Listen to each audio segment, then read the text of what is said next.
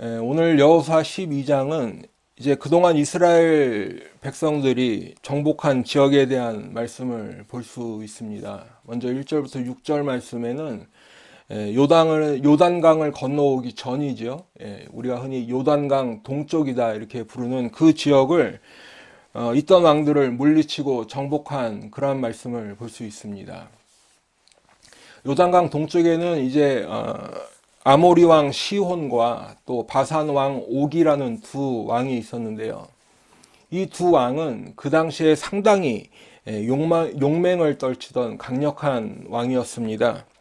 그래서 인근 지역에까지 이 두 왕의 강력함과 용맹은 아주 소문이 자자할 정도로 그렇게 유명했던 두 왕이었는데요. 하지만 모세와 이스라엘 백성들이 이 시혼과 옥 두 왕을 이제 물리쳤죠. 그리고 그 요단강 동쪽 지역을 정복하고 이제 사실은 그 요단강 동쪽 지역은 예정에 없던 지역이었지만 르우벤 자손 또 갓 지파 또 르우벤의 므낫세의 반 지파에게 그 땅을 기업으로 주었습니다. 그리고 이제 여호수아가 인도하여서 이스라엘 백성들은 요단강을 건너왔는데요. 가나안 땅에 들어온 이스라엘은 이제 길갈에 진을 치고 그리고 이제 여리고성을 무너뜨렸습니다. 이어서 아이성을 정복하였고요. 기브온 민족과는 화친하였습니다. 그리고 예루살렘 왕 아도니세덱을 중심으로 이제 가나안 남쪽들에 모여 있던 그 왕들을 물리치고 그 땅을 정복하였습니다. 그리고 이제 이스라엘은 아라바와 이스라엘 산지 또 이스라엘의 평지를 정복하였습니다. 갈릴리 호수로부터 이제 대해에 이르기까지 그 가나안 중부 지역을 정복한 것이죠. 그리고 우리가 이제 지난주에는 함께 말씀을 나누었는데요. 이스라엘이 하솔 왕 야빈을 중심으로 모여 있는 이 가나안 북쪽 지역에 있는 왕들과의 전쟁에서 승리하고 이제 그 가나안 땅 가나안의 북쪽 지역까지도 정복한 말씀을 나누었습니다. 이제 오늘 12장 말씀에 보시면 지금까지 말씀드린 이 모든 상황들을 한눈에 이제 볼 수 있도록 정리하여 말씀해 주고 있는데요. 그런데 이제 한 가지 좀 특이한 점이 있다면요. 바로 이스라엘이 가나안에 있는 모든 왕들을 정복한 이 말씀을 나누면서 그 왕들의 이름을 하나하나 나열하고 있다라는 것이죠. 이 왕들은 모두 31왕이었다고 지금 성경 말씀하고 있는데요. 오늘 본문 말씀에서도 같이 읽었습니다마는 이 왕들의 이름을 하나하나 자세하게 기록하고 있는 것입니다. 오늘 본문 처음에 보신 것처럼 7절과 8절에서는 지금 이스라엘 백성들이 이제 요단강 서쪽, 요단강을 건너온 후에 정복한 그 지역, 가나안 지역을 얻은 땅을 말씀하고 있는데요. 그런데 이제 9절부터 보시게 되면 그 왕들의 이름을 하나하나 기록하고 있다라는 것이죠. 그런데 사실 이 왕들의 이름을 다 생략하고 그 지역을 7절, 8절에서 그 지역을 말씀한 후에 이제 맨 마지막 절에서 모두 31왕이었더라 라고만 해도 우리가 충분히 알 수 있을 것 같은데 굳이 이 왕들의 이름을 모두 다 기록하고 있다는 말씀이죠. 그러면 왜 그렇게 기록하였을까요? 그거는 여호수아와 이스라엘 백성들이 스스로 아무리 생각을 해봐도 이 가나안 사람들과의 전쟁에서 지금 이스라엘이 승리하고 그 땅을 정복하였다는 그 사실 자체가 이스라엘에게는 기적과도 같은 일이기 때문입니다. 여러분, 한 사람 한 사람 그 이스라엘이 정복한 왕들의 이름을 기록하며 떠올릴 때 그들과 전쟁을 하였던 때들이 당연히 기억이 났겠죠. 그리고 생각해 보니 그 왕들과의 전쟁에서 승리를 거두고 그 땅을 정복하고 지금 가나안 땅에 살고 있다는 것 자체가 이스라엘 백성들에게는 기적이라는 의미입니다. 하나님께서 인도하셔서 하나님께서 이루어 주셨기 때문에 가능한 일이었다라는 것을 의미하는 것이죠. 사랑하는 성도 여러분, 지금 이스라엘이라는 나라를 여호수아 시대에 있는 이 이스라엘이라는 나라를 한번 생각해 보시기 바랍니다. 지금 이스라엘은 어느 한 곳에 정착하여 살고 있는 그런 안정된 나라가 아니죠. 이스라엘에게는 어떤 제대로 된 성이라고 할 수 있는 만한 것은 고사하고 지금 그저 빈들에 천막을 치고 살고 있는 것입니다. 길갈에도 지금 진을 치고 있다라고 성경은 말씀하고 있습니다. 그렇기 때문에 더군다나 어떤 군대를 키워서 전쟁을 준비하도록 군대를 키우고 할 수 있는 그런 나라의 위치가 아니라는 말씀입니다. 돌이켜보면 이스라엘은 지난 400년 동안 애굽의 종으로 살았습니다. 그리고 자신들의 집과 모든 생활터전이 있는 그곳을 떠나 홍해를 건너서 나왔죠. 요즘식으로 말씀을 드리면 항상 이삿짐을 싸들고 다니는 그러한 민족이었습니다. 애굽을 나온 후에 그 후에도 광야에서 40년이나 살았습니다.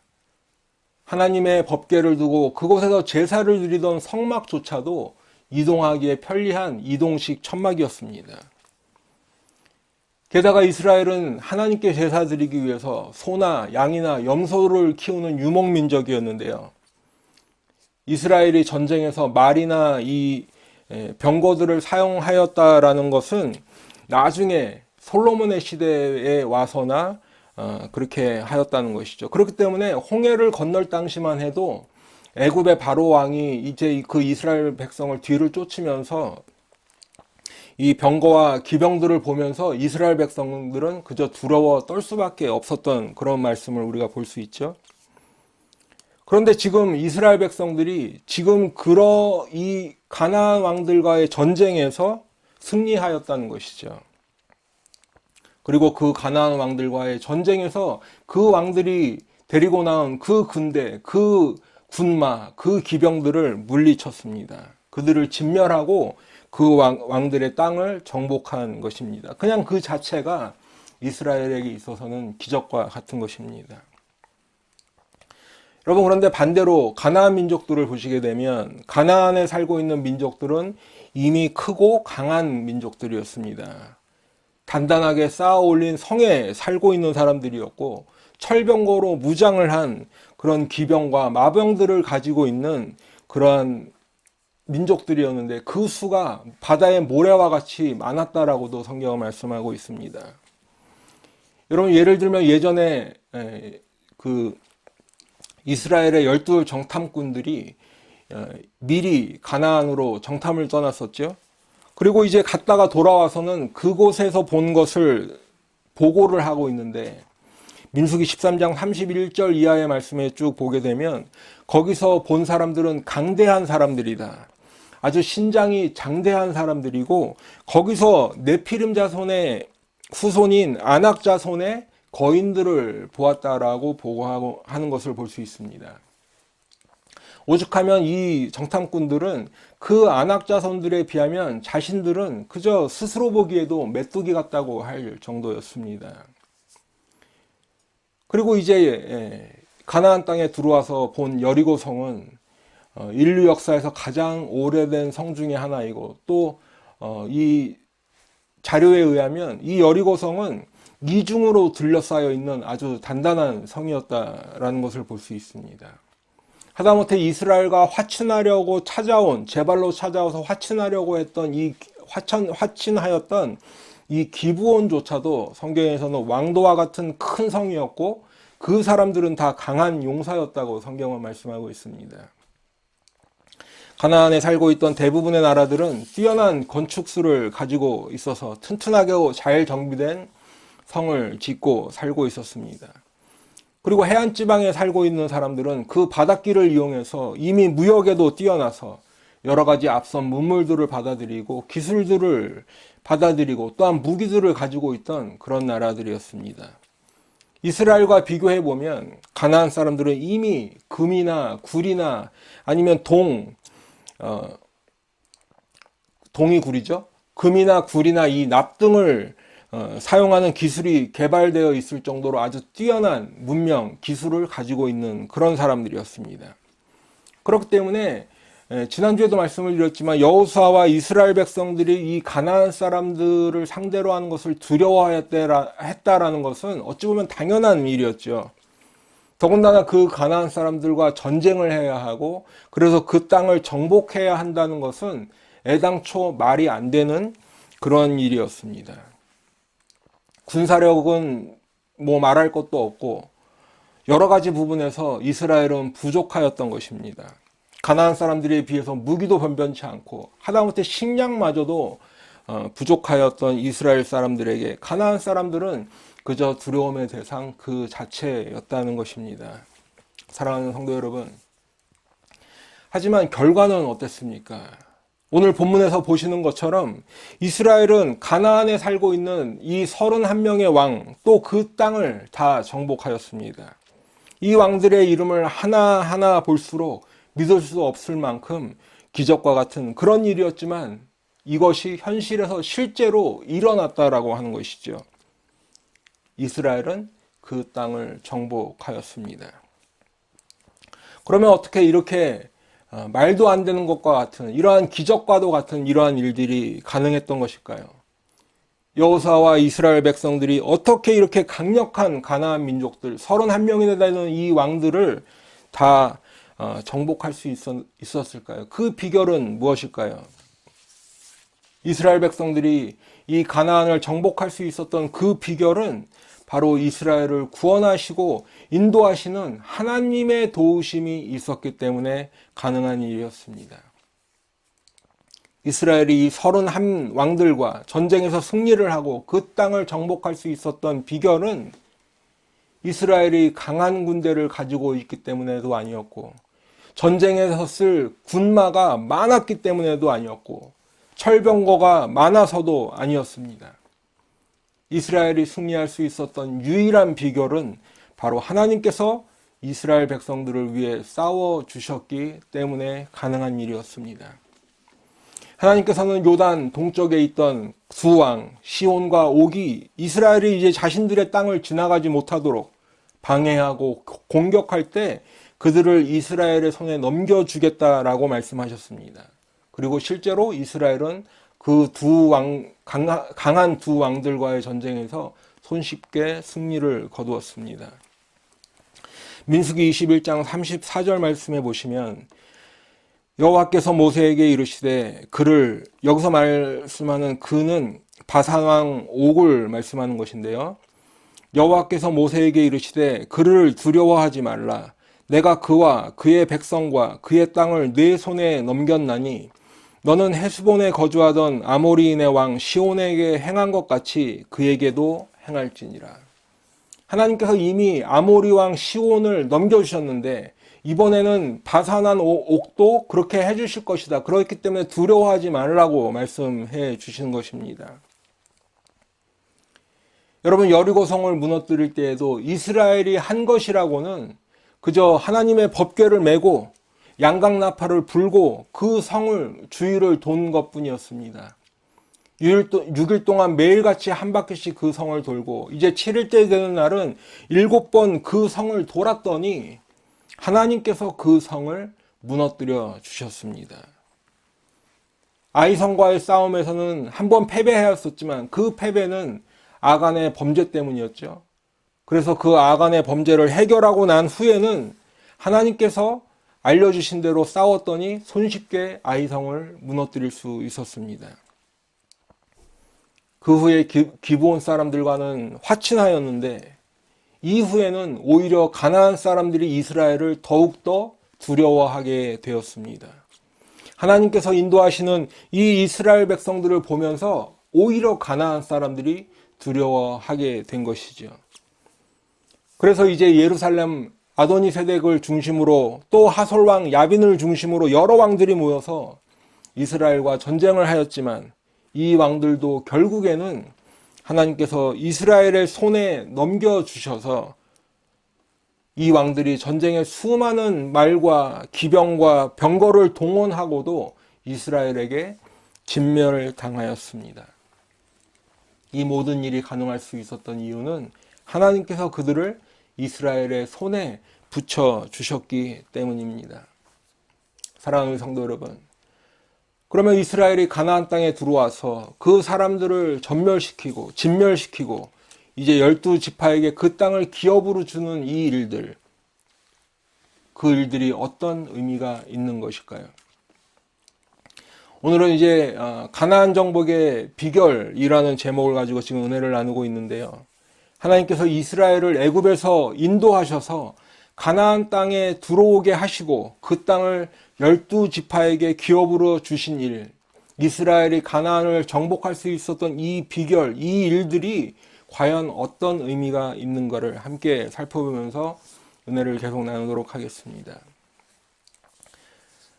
조금 전에도 말씀드렸지만 하나님께서 하신 일이라는 측면을 지금 말씀을 드리고 있는데요. 첫 번째로는 하나님께서 말씀하신 언약을 신실하게 이루어 주셨다라고 하는 하나님의 언약의 성취입니다.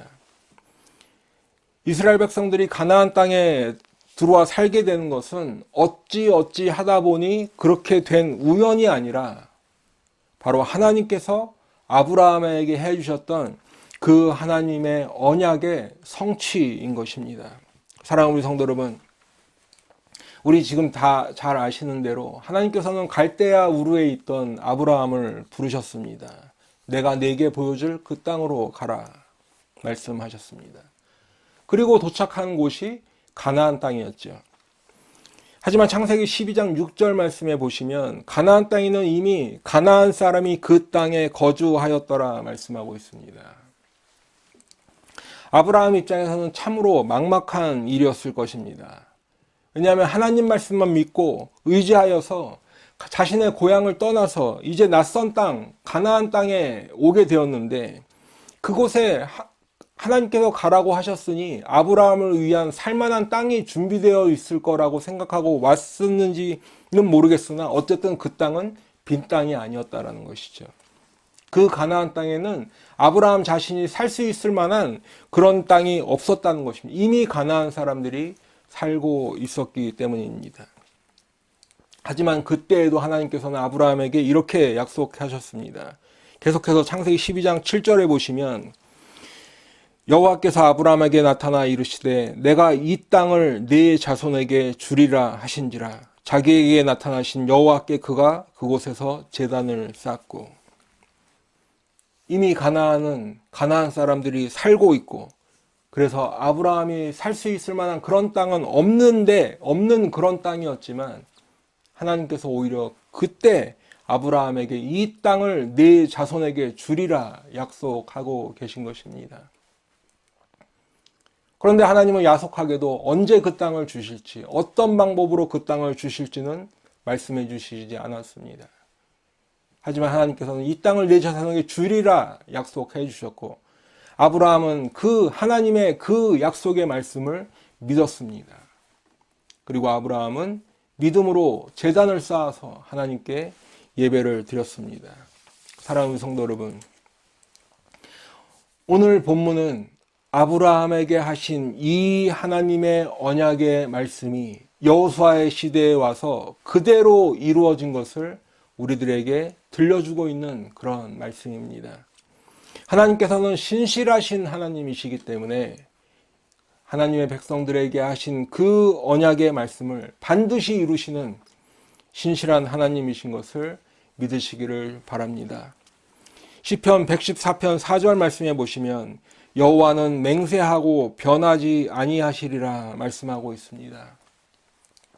히브리서 6장 18절 말씀에도 보시면 전능하신 하나님께서 하실 수 없는 것이 있는데 바로 그것은 약속을 어기시는 것, 그리고 거짓말을 하실 수 없다고 말씀하고 있습니다.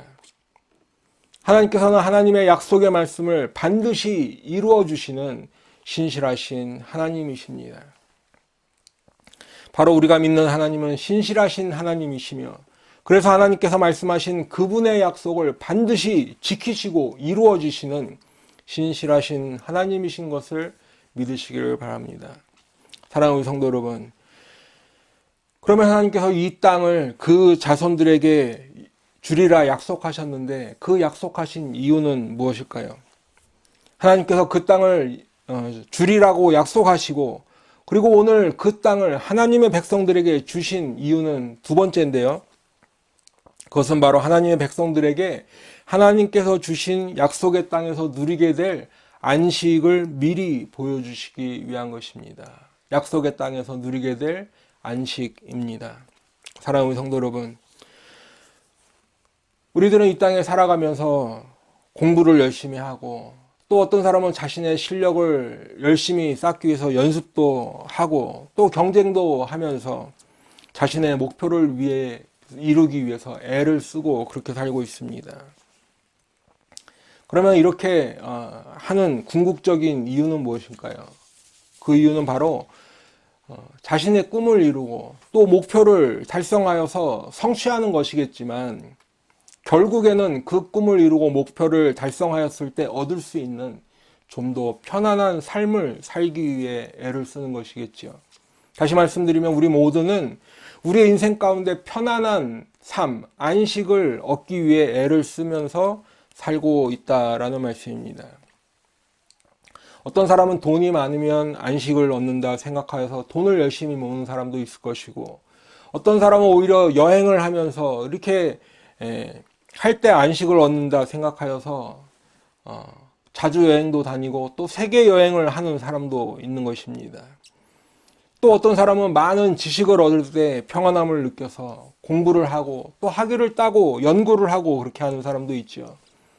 또 어떤 사람은 사회적인 지위가 높아지면 안식을 얻는다 생각해서 출세를 하고 옛날 말로 입신양명을 하기 위해서 그렇게 애를 쓰는 것을 볼 수 있습니다. 이와 같이 우리 인생들은 그 정도의 차이는 있는지 몰라도 하나같이 이 세상에서 얻을 수 있는 안식, 평안함을 위해 살고 있다라는 것입니다. 지금 내가 할 수 있을 만한 여건이 될 때 열심히 준비를 해서 이제 앞으로 있을 노후를 편안하게 보내고 싶어 하고, 또 내 자손들에게도 그 편안함을, 그 안식을 물려주기 위해서 우리들은 노력하며 살고 있는 것이지요. 하지만 우리들이 한 가지 기억해야 할 것이 있는데요. 그것은 바로 우리들의 이러한 기대와는 달리 이 세상의 그 어떤 것도 우리들에게 진정한 안식과 편안함을 주지 못한다는 사실을 꼭 기억하시기 바랍니다.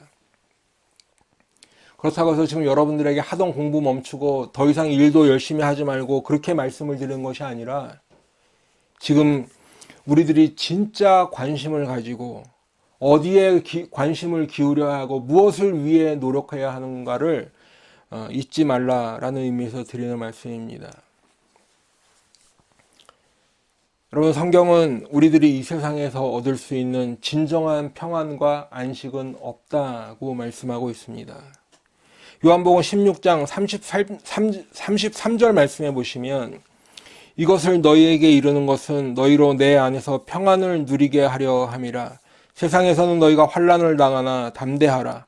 내가 세상을 이기었노라. 지금 우리 주님께서는 이제 제자들에게 너희는 이 세상에서는 환난을 당할 것이다 이렇게 말씀하고 계시죠. 하지만 그 환난을 당할 때에도 두려워하지 말라 말씀하시는데, 오히려 담대하라 하시는데, 그 이유는 바로 예수님께서 세상을 이기셨기 때문입니다.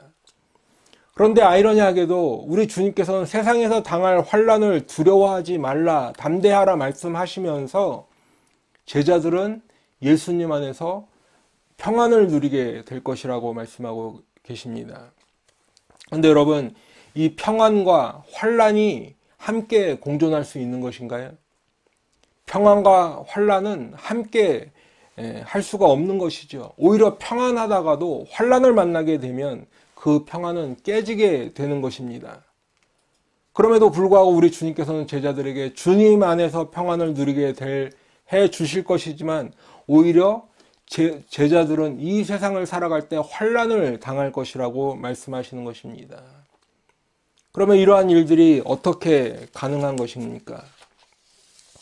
그것은 조금 전에도 말씀을 드렸지만, 우리 성도들이 누려야 하는 궁극적인 평안, 궁극적인 안식은 세상이 주는 평안과 안식이 아니라 우리 주님께서 주시는 하늘의 평안, 하늘의 안식을 누려야 하는 것인데, 그 주님께서 주시는 이 평안은 이 세상이 아니라 장차 하나님의 나라 천국에서 누리게 될 것이라는 말씀입니다.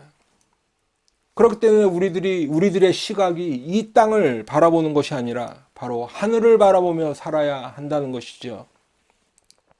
우리들이 소망해야 하는 것은 이 땅에서 누리려고 하는 그러한 평안이 아니라 우리가 목표를 두고 살아왔던 그 안식이 아니라 바로 하나님의 나라 천국에서 누리게 될 평안과 안식을 소망하며 살아야 한다는 말씀입니다. 그리고 이제 예수를 믿음으로 그 천국의 평안, 천국의 안식을 깨닫고 그것을 소망하며 살게 된 하나님의 백성들은 비록 이 땅에서 환난을 당해도 우리를 기다리고 있는 하늘의 평안과 하늘의 안식이 우리를 기다리고 있다는 것을 알고 있기 때문에, 그것을 깨닫고 있기 때문에 오히려 환난 가운데서도 기뻐할 수 있고 평안과 안식을 누릴 수 있는 것입니다. 그렇기 때문에 히브리서 4장 9절 말씀은 그런즉 안식할 때가 하나님의 백성에게 남아 있도다 라고 말씀하고 있는 것입니다. 여러분, 히브리서 4장을 쭉 보시게 되면 성도들이 소망해야 하는 안식에 대한 말씀을 하고 있습니다. 우리들이 이 땅을 살아갈 때에 어떠한 안식을 소망해야 하는가를 지금 우리에게 말씀해 주고 있는데요. 사랑하는 성도 여러분, 맨 처음에 하나님께서 이 세상 모든 만물을 창조하셨을 때 6일 동안 창조하시고 7일째 날을 거룩하게 하셔서 그날 안식하셨습니다. 그리고 이제 히브리서 4장 8절에 보시면 만일 여호수아가 그들에게 안식을 주었더라면 그 후에 다른 날을 말씀하지 아니하셨으리라 말씀하고 있습니다. 이 말씀은 비록 오늘 여호수아가 이스라엘 백성들과 함께 가나안 땅에 들어가서 모든 전쟁을 끝내고 이제 그 땅에서 누리게 될 평안과 안식조차도 궁극적으로는 장차 하늘에서 누리게 될 평안과 안식, 하나님께서 주시는 그 평안과 안식을 예시적으로 미리 보여주고 있다라는 것을 우리들에게 말씀하고 있는 것입니다. 그렇기 때문에 계속해서 4장 11절에 보시면 우리 성도들이 그 영원한 안식에 들어가기를 힘쓰라고 말씀하고 있습니다. 그리고 이제 히브리서 11장에 보시면 믿음의 사람들은 그 안식이 있는 하늘 본향을 사모하였고 그래서 믿음을 따라 죽었다 말씀하고 있습니다. 믿음의 사람들은 이 땅에서의 평안을 추구하고 안식을 바라며 산 것이 아니라 바로 하늘에 있는 본향을 사모하며 살았는데 하나님께서 주시는 그 하늘의 안식을 사모하며 살았다고 성경은 말씀하고 있는 것입니다. 세 번째로, 그러면 이러한 일들이 언제 완성되는 것일까요? 하나님께서 하나님의 약속의 말씀을 이루어 주셔서 하나님의 백성들을 그 약속하신 땅으로 인도하시고 영원한 평안과 안식을 주시는 그 때는 언제가 되는 것인가요? 그것은 바로 마지막 날 우리 주님께서 다시 오시는 그때입니다. 우리 주님께서 다시 오실 때에는 하나님의 영광 가운데 심판하러 이 땅에 다시 오실 것입니다. 그래서 모든 원수들로부터 우리들을 구원해 주실 것입니다. 우리 주님께서 다시 오실 그때에는 하나님께서 약속하신 하늘 본향으로 우리들을 인도해 주실 것인데, 그래서 우리들에게 주님의 평안과 안식을 주셔서 우리는 쉬게 될 것입니다. 요한계시록 14장 13절 말씀에 보시면 그들이 수고를 그치고 쉬리니라고 말씀하신 것처럼 우리들이 이 땅에서 하는 모든 수고를 마치고 주님께서 주시는 영원한 평안과 안식을 하나님의 나라에서 누리게 될 것입니다. 사랑하는 우리 성도 여러분, 이제 말씀을 마치도록 하겠습니다. 오늘 본문 가운데에는 이스라엘이 애굽을 떠나서 이제 광야 40년 생활을 마치고 정복하여서 얻게 된 요단 동쪽 요단 동쪽 땅과 또 요단강을 건너서 이제 가나안 땅에 들어와서 정복한 그 왕들을 함께 살펴보았습니다. 하나님께서는 신실한 하나님이시기 때문에 아브라함에게 해주신 이 땅을 네 자손에게 주리라 라고 약속하셨던 그 약속을 여호수아의 시대에 와서 그대로 이루어 주셨고, 또한 하나님께서 그 백성들에게 주실 영원한 안식을 소망하게 하는 전쟁이 그치고 그 땅에 평안이 있었더라라고 하는 그것을 가나안 땅에서 맛보게 해 주셨습니다. 결정적으로 이스라엘이 가나안 정복에 승리할 수 있었던 비결은 이제 하나님께서 그들을 이스라엘의 손에 넘겨주셨기 때문인 것을 우리는 말씀을 통해서 알 수 있는데요. 아무것도 가진 것 없던 이스라엘 백성들이 강한 성과 말과 병거로 무장한 이 가나안의 31명의 왕들을 물리치고 그 땅을 정복할 수 있었던 비결은 바로 하나님께서 이스라엘을 구원하시고 함께 하셔서 인도하시는 하나님의 도우심이 있었기 때문에 가능한 일이었습니다. 사랑하는 우리 성도 여러분, 그러면 이 시대를 사는 우리들에게 가나안 정복의 비결이라고 하는 것은 무엇에 비견할 수 있는 것입니까?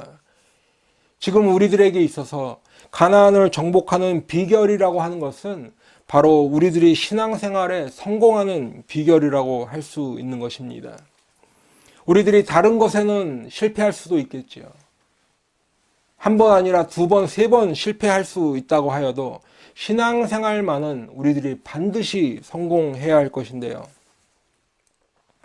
그러면 우리들이 이 신앙생활에 성공하는 비결은 무엇이겠습니까?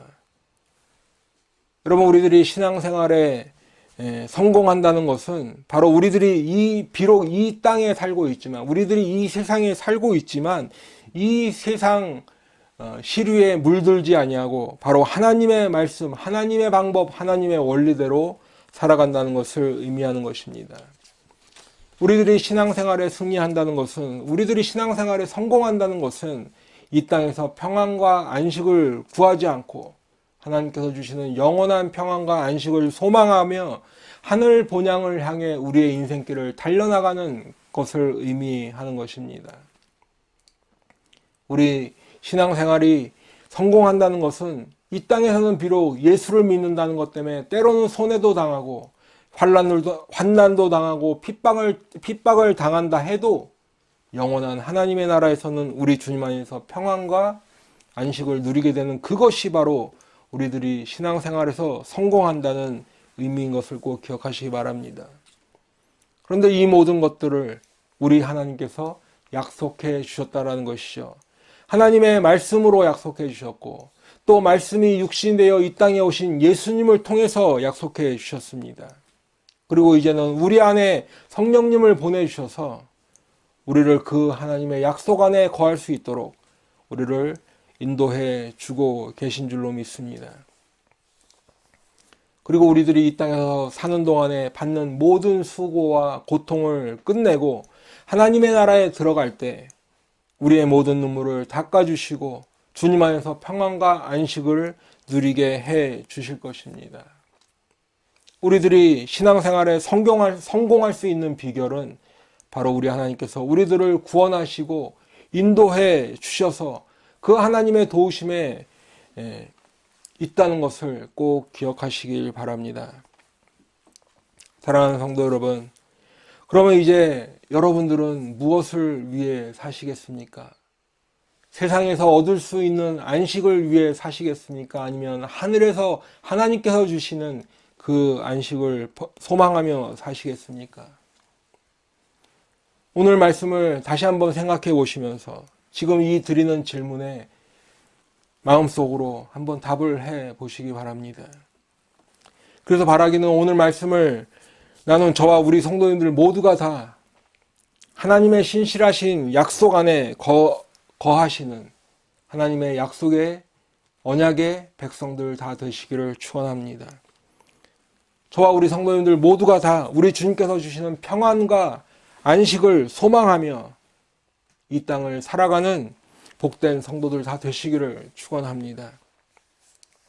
그래서 이 땅에서의 안식이 아니라 영원한 안식이 있는 하나님의 나라 하늘 본향을 소망하시면서 끝까지 신앙생활을 성공하시고 믿음 생활을 승리하시는 하나님의 백성들 다 되시기를 예수님의 이름으로 축원합니다. 기도하겠습니다.